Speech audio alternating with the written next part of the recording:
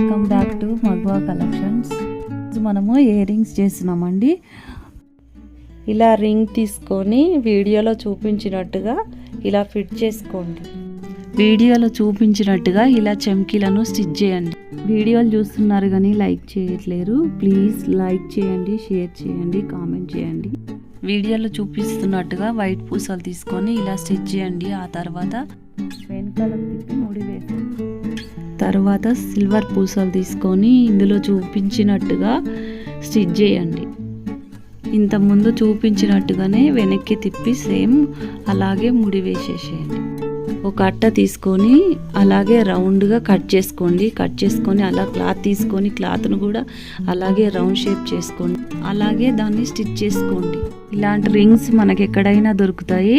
తీసుకొని ఇవి ఏవైతే చేసినాయో ఇలా అటాచ్ చేసుకోండి.